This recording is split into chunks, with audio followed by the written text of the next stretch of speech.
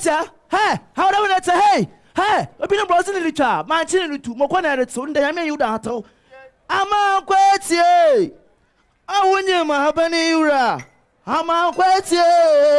I wouldn't you have any. Mr. Mahabana Mukuru Muta, Mabama to obey him. I'm a quite. I wouldn't you have any. Hey, Mr. Mahabana Mukuru Muda, Mabama to obey him. I'm a quite. Hey, I'm a quite. I wouldn't you have any ura. I'm a quite. I wouldn't you have any ura. Mabama to obey him. Hey, Mr. Mahabara Mukuru Muda, Mabama to obey him.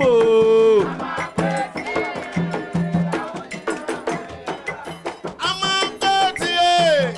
Oh, when you have a I'm a dirty.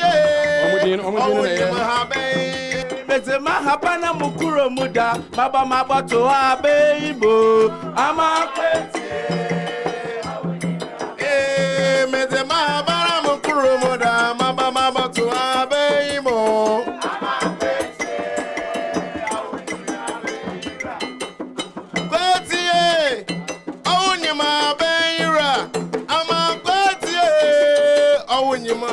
Hey, Mr. Mahabana Mukuru Muda, Mabama to obey him. I'm a dirty.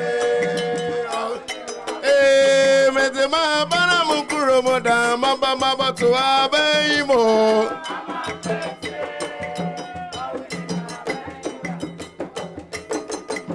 Up.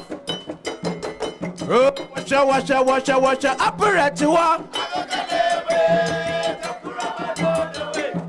When you operate to it. Up the way. Fata Kurabano. So one man. Yanamate bina Takurabano the way. I want to cocoa the board.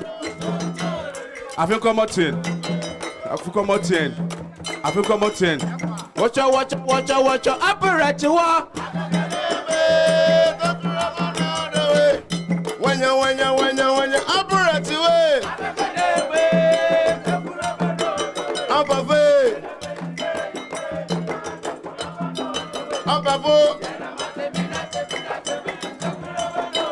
Suramba, on a baba, the border, don't tolerate.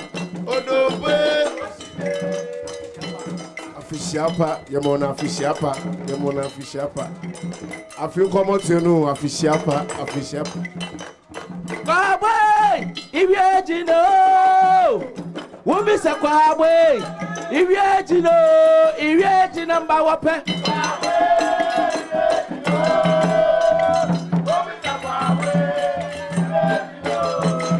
Afishiapa.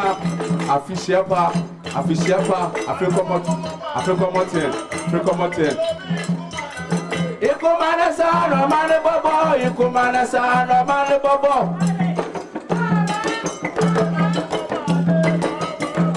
Obi ikumana sana mane bobo. Ya mobo inenyo. Ya mobo nyere kwa mankwe. Ya mobo inasuwate. Ya mobo nyere kwa mankwe. Obapaya, to.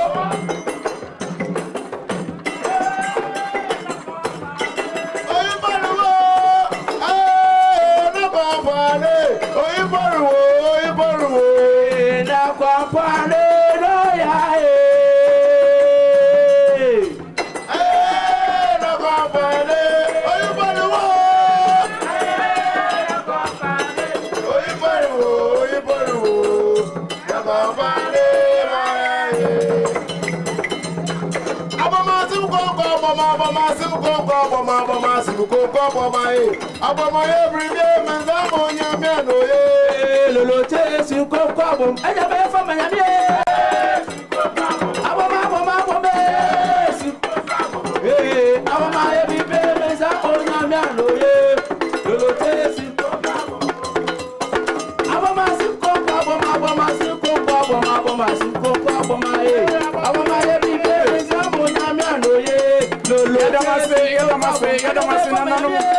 Yadamase bebre nyamishramo wanyam akuma so de mamo na esimuye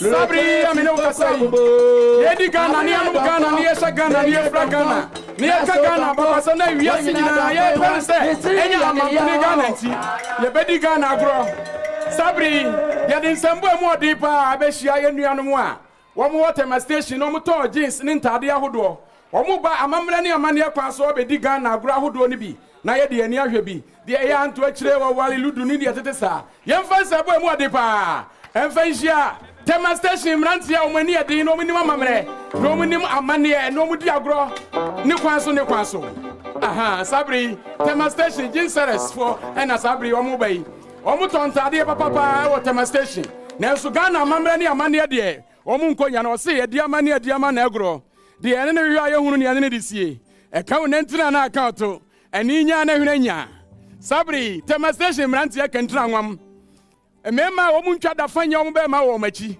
wo mu bedi agro wa amamre ne amane kwa so ma wiase nyina hwe bi sabri ye jemu di mamo Tema station mranti mun ka jangu ma yen aha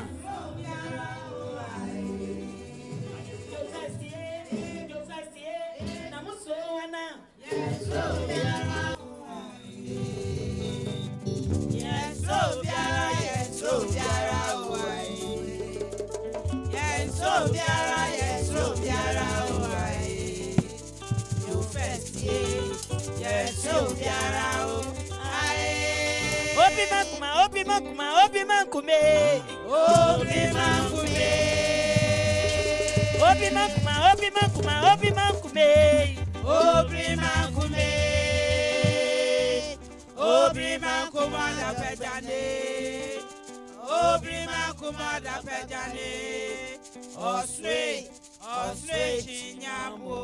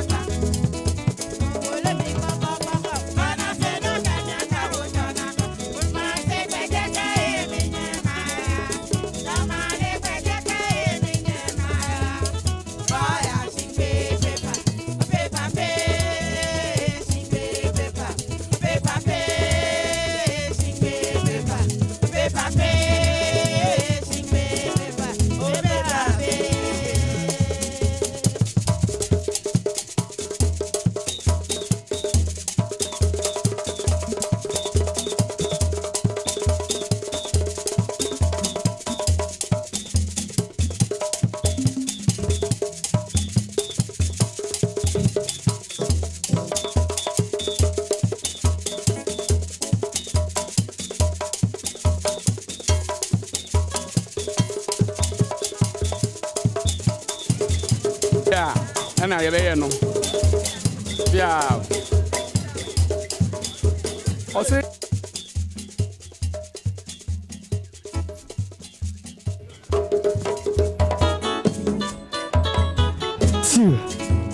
aku mankra ansloja two yeah mati ya o man penny for your cham yeah mati ya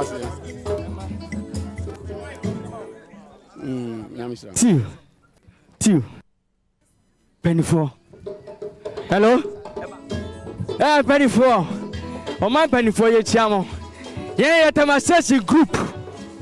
I want Tema station. Yeah, you your tangents. Yeah, you your tangents. Yeah, well, a quabia. I want Tema station.